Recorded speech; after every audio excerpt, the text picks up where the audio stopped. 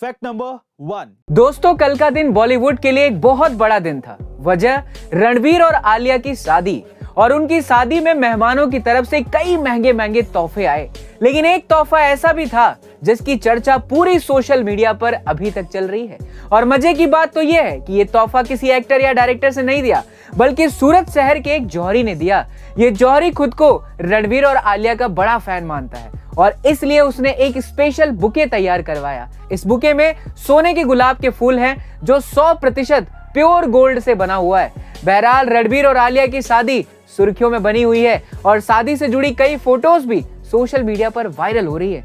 आपका क्या ख्याल है इसके बारे में, हमें कमेंट सेक्शन में जरूर बताइएगा। Fact number 2। गाइस, बॉलीवुड से जुड़े कुछ दिलचस्प फैक्ट्स जिसके बारे में बहुत ही कम लोग जानते हैं। पहला, शोले इंडियन सिनेमा की सबसे सफल मूवी मानी जाती है। बावजूद इसके उसे अभी तक सिर्फ एक ही अवार्ड मिला है। दूसरा, करण अर्जुन मूवी में सलमान खान की जगह पहले अजय देवगन को कास्ट किया जाना था, लेकिन अजय देवगन ने इस मूवी को करने से ही मना कर दिया। तीसरा, बॉलीवुड में किस्मत आजमाने से पहले शाहरुख खान दिल्ली के दरियागंज में एक होटल चलाया करते थे।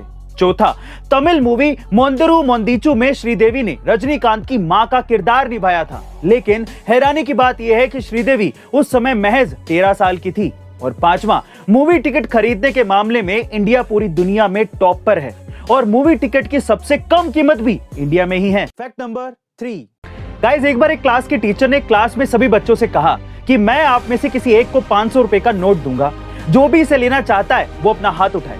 वहां मौजूद सभी बच्चों ने हाथ खड़े कर दिए। अब उस क्लास के टीचर ने उस 500 रुपए के नोट को हाथ में लेकर मरोड़ दिया।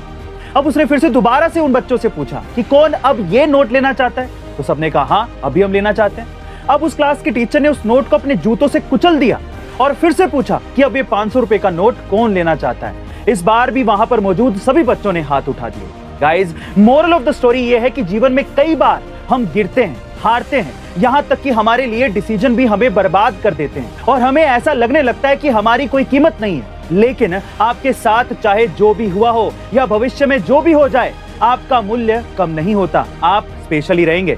इस बात का ध्यान रखिए और हमेशा आगे बढ़ते रहिए। Fact number 4। दोस्तों, जिस देश में स्कूल के अंदर एग्जाम कराने के लिए न पेपर हो न स्याही हो, सोचिए उस देश की हालत क्या होगी।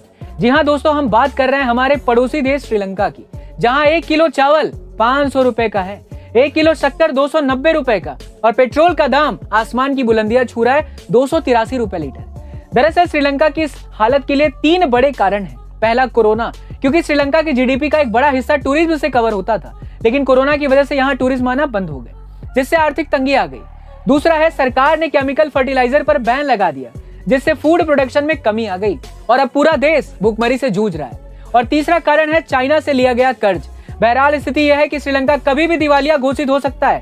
एक समय था जहां पर क्रिकेट के अंदर श्रीलंका का डंका बोलता था, वही देश आज दिवालिया की तरफ आगे बढ़ता जा रहा है। लेकिन आपका क्या ख्याल है, हमें कमेंट सेक्शन में जरूर लिखिए और ऐसे इंटरेस्टिंग वीडियोस के लिए हमें लाइक शेयर सब्सक्राइब करना ना भूलें। मिलते हैं अगले वीडियो में।